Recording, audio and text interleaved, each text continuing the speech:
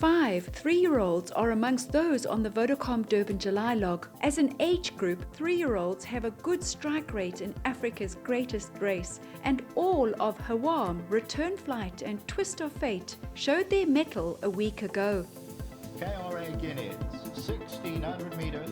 The ultra-consistent Twist of Fate jumped from barrier gate number 1 to land the KRA Guineas from PE Raider National Park and the Snaith-trained Bunker Hunt. Twist of Fate will win it though. National Park, Bunker Hunt, Socrates involved in fourth with Thanksgiving. He had the marble in his favour, but in saying that, I actually wasn't too happy with the one draw, believe it or not. Yeah. I was very lucky to be able to get him off the fence. I would have been happier with a 5, 6 or 7 on him actually, because you want to get going on him, especially over the mile. I think it's better over a trifle further where you can actually ride a race on him, In the yellow, Twist of Fate, then Charles. But he's just as honest as the day is long, and I think he deserved it. And great to have Anton as my new employee. Well done.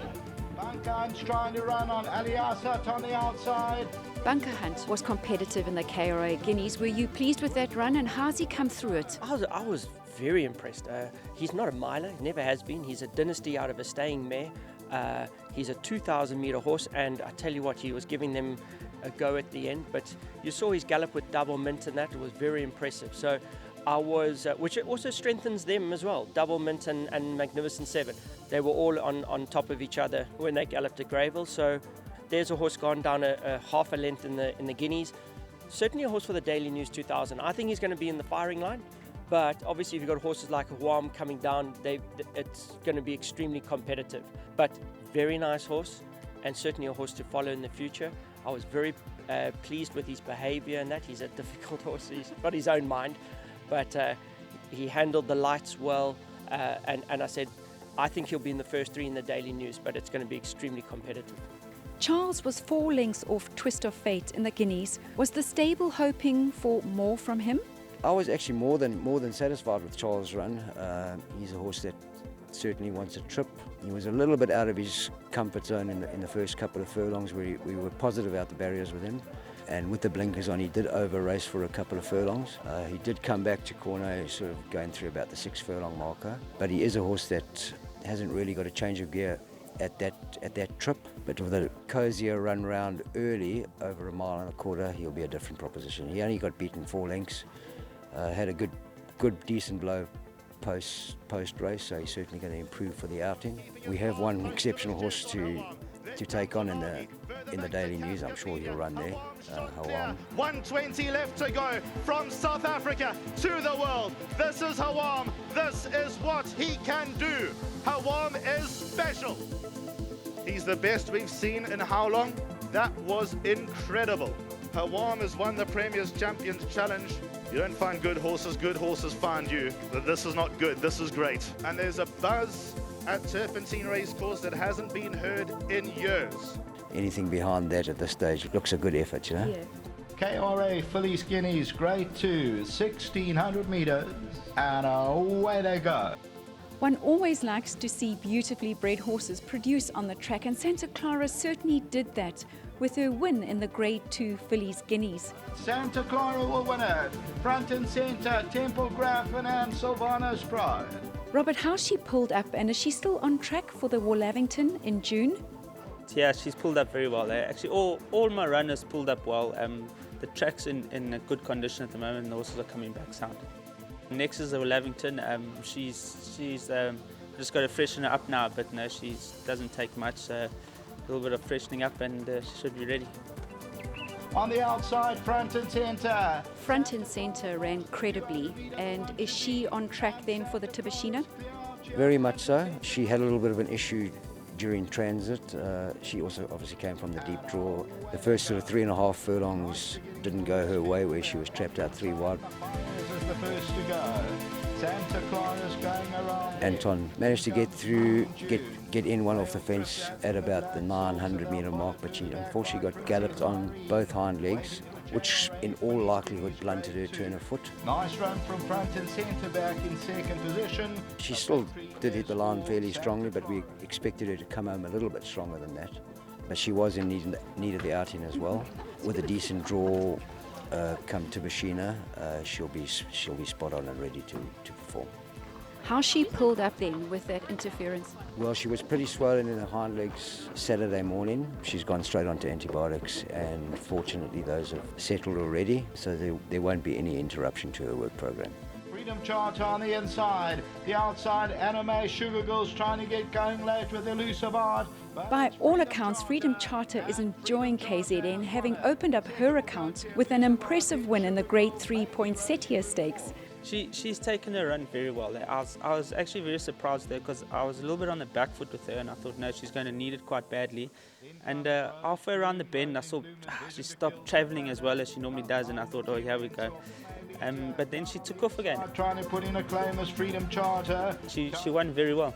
How's she been since that run, and is everything on track for the SA Fillies Sprint? The moving the race to Greyville has cost me a bit, so I'm a little bit on the back foot. I'm going to have to take all those fillies that are running in Maritzburg to Peter Maritzburg sometime, to Scottsville too, so they can see the track, because it's not an easy track just to go run first time out.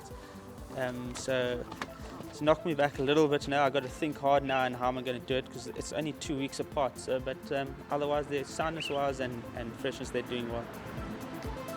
Juniper Springs around them on the outside. Did Juniper Spring perhaps need the outing under the lights?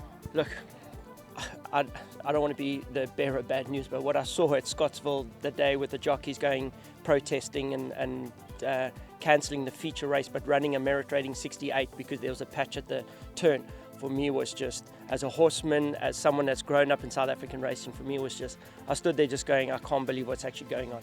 In that happening, everything else went out the window for all my sprinters that were planned for the week after at Scottsville. All of a sudden we went from the delay, they became unfit. Then we had to move to Greyville, under lights. With her, I'm not too worried because she's a young horse, so to see Greyville is part of her education. So I'm glad that she's seen the turn. As a preparation for Scottsville 1200, you couldn't do a worse job. Poor Silver Maple was drawn 12 out of 12. I saw there's been a couple of comments about being drawn wide at Greyville. It's not the end of the world, you can overcome it, but certain horses cannot do it. So Silver Maple is a very, very strong horse. We saw him in Cape Town. So in a 1200, Richard had to overcome the draw, and when he went for the hold, there was just nothing there. The horse just ran away with him, which was disappointing for me. I've come a long way, and a Scottsville 1200 would have been just right. He would have run a cracker, wouldn't have to chase around a field to get into a position, and then the horse runs away with the jockey. And I mean, it's not fair on Richard, because you can't expect a horse like that to go flat out and then say, right now you must come back. So it was very annoying, I must be honest. So it just is where I am, and you know me, I wear my heart on my sleeve, and I've come a long way, and I've been trying to get these sprinters right, and I just saw it all go out the window. So now we're back to square one, and quite frankly, the features at Scottsville for him are gonzos. So we just need to figure out how to make him more comfortable and work it out from there. You took Snowdance to Scottsville recently to show her the track ahead of the SA Fillies Sprint. Did she benefit from that?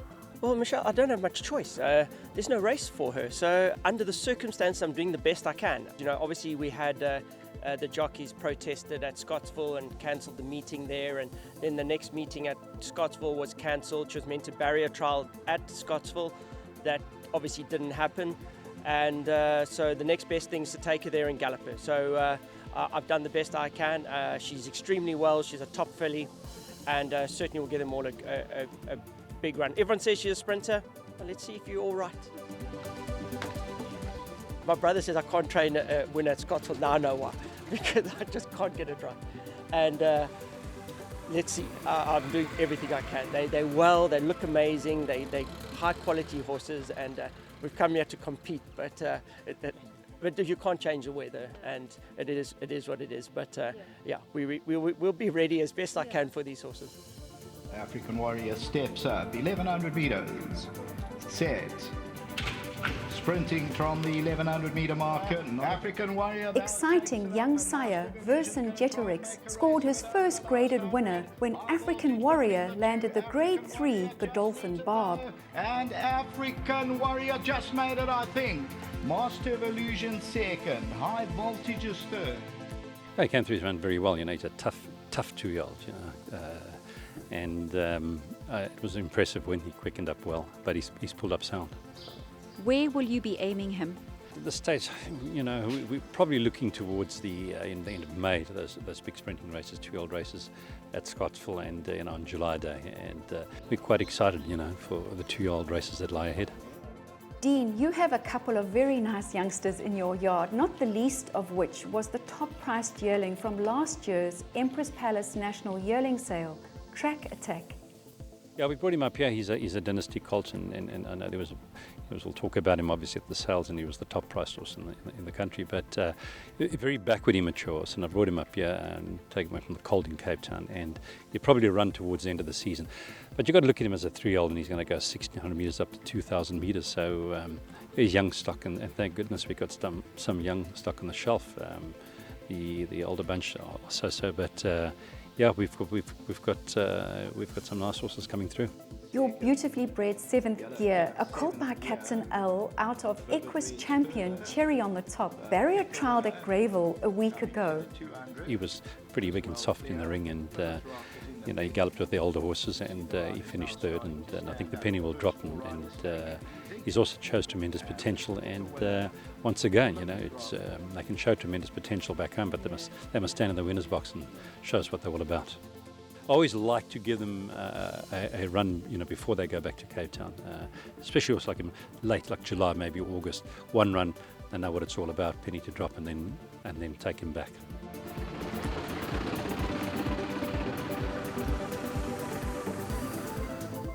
Patala Palace sired the winner of the Grade 3 Strelitzia Stakes, Sing for Rafa, whose stablemate, Meantime, crossed the line in 2nd, giving trainer Turby Spies a double.